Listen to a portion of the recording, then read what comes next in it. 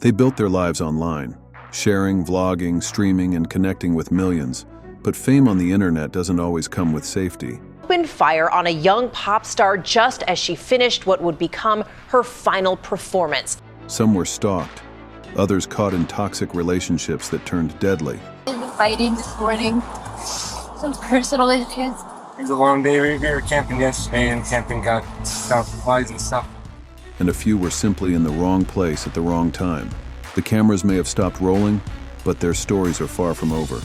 Seems to be family. Okay, was he the one that was shot? No, he's the one that shot the other guy that we were watching online. Brace yourself for the haunting true stories of YouTubers who were murdered.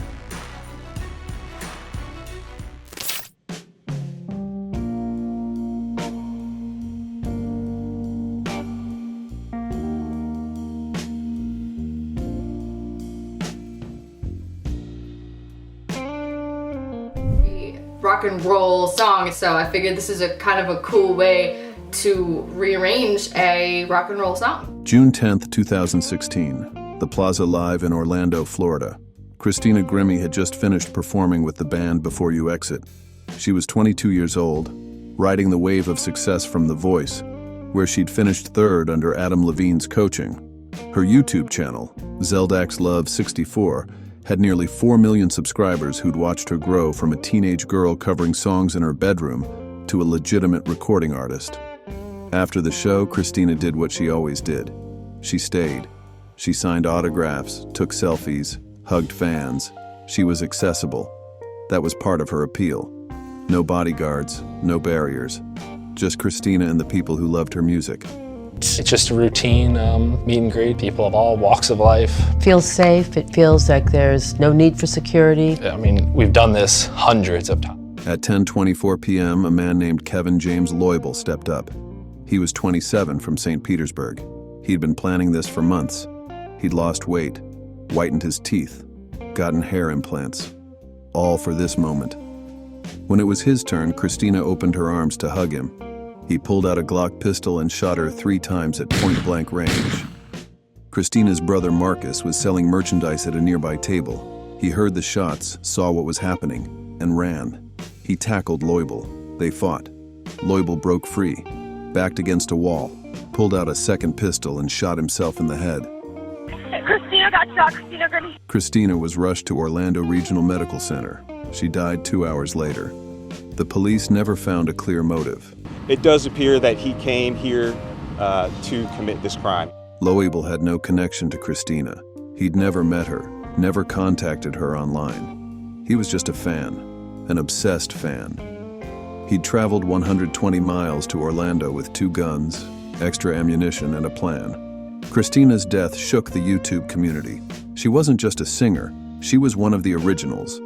She'd been posting covers since 2009, back when YouTube was still figuring out what it wanted to be. She'd built her career one video at a time, one fan at a time. Her final album, All Is Vanity, was released posthumously in 2017. Her family created the Christina Grimmie Foundation to support victims of gun violence.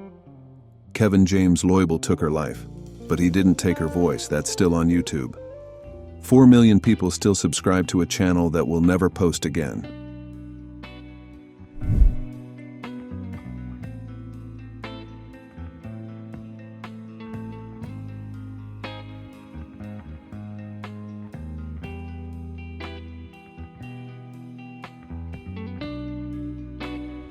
Hello, hello. Working the steel surface for no one.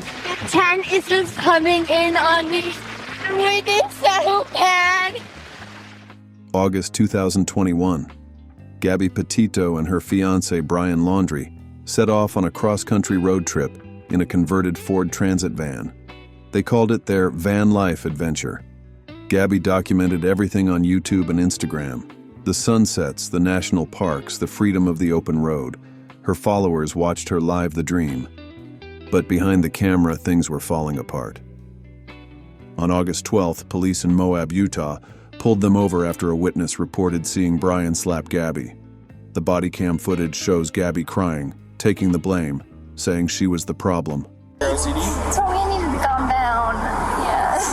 But I'm perfectly calm. I'm calm all the time. stresses me out, and this is a rough morning. The officers separated them for the night but didn't arrest anyone. They called it a mental health crisis, not domestic violence. 2 weeks later, on August 27th, Gabby's mother received a strange text from Gabby's phone. It didn't sound like her. That was the last time anyone heard from Gabby. On September 1st, Brian drove the van back to his parents' house in Northport, Florida, alone. He hired a lawyer and refused to talk to police. On September 11th, Gabby's family reported her missing. On September 14th, Brian disappeared.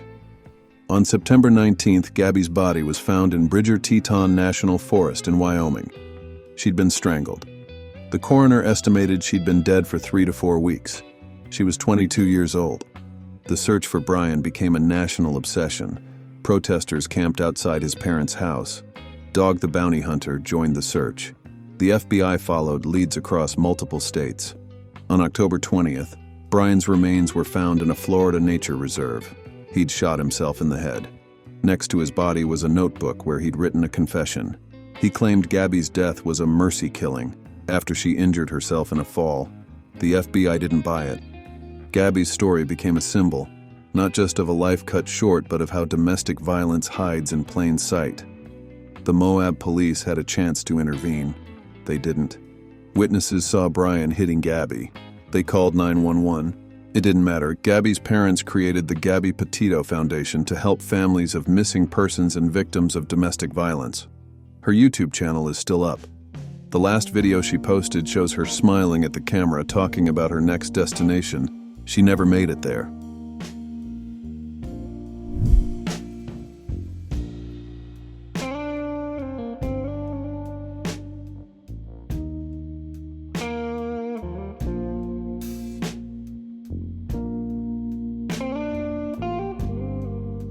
June 8, 2025, the Las Vegas Strip just outside the Bellagio Hotel. It was around 10 p.m. Rodney Finley, known online as Finny the Legend, was live streaming with his wife, who went by Bubbly. They were YouTube pranksters, street interviewers, the kind of creators who thrived on chaos and confrontation. They had a rival, Manuel Ruiz, who went by Sin City Manny, another Las Vegas YouTuber, another guy with a camera and an ego. The two had been feuding online for months. Insults, threats, the usual YouTube drama that everyone assumes is fake. It wasn't fake. He calls himself Sin City Family. That's their YouTube channel. Sin City Family. Okay, was he the one that was shot? No, he's the one that shot the other guy that we were watching online. That night, Manny showed up. He had a gun. The live stream was still running. Finny's followers watched in real time as Manny opened fire. Finny and Bubbly were both hit. They died on the sidewalk, just feet from the famous Bellagio fountains. Manny ran. Police found him later and arrested him. He's now facing 2 counts of murder and the death penalty. In court, he claimed self-defense. He said Finny had threatened him, that he feared for his life. There's no indication from any of the evidence at all that self-defense would be a viable defense. No weapons were found near the victims. The prosecution pointed to the live stream. Manny walked up to them. Manny pulled the gun. Manny fired first. The video is still out there. I'm not linking to it. You don't need to see it. But it exists, and that's part of the problem. YouTube drama used to be harmless. Diss tracks, response videos, comment section wars.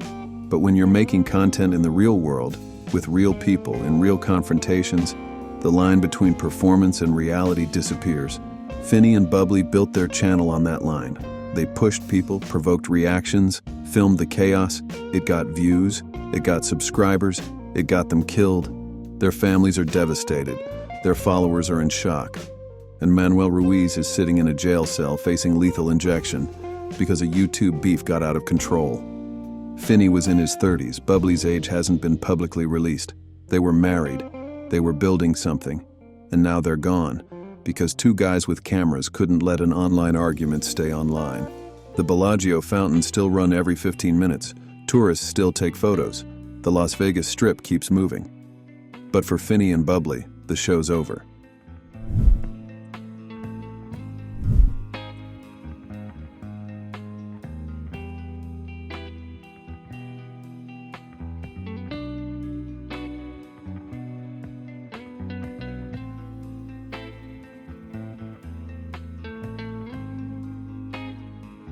They brought laughter, insight, and raw truth to millions of screens. But behind the likes, the subscribers, and the fame were real people. People whose lives were stolen in ways no one could have predicted. Which of these stories shocked you the most? And do you think being famous online makes creators more vulnerable, or just more visible? We dive into tragedies not to sensationalize them, but to remember those we lost, and to ask the questions no one wants to face. If you made it this far, hit that like button, leave a comment with your thoughts, and don't forget to subscribe. More untold stories are coming. Thank you for watching.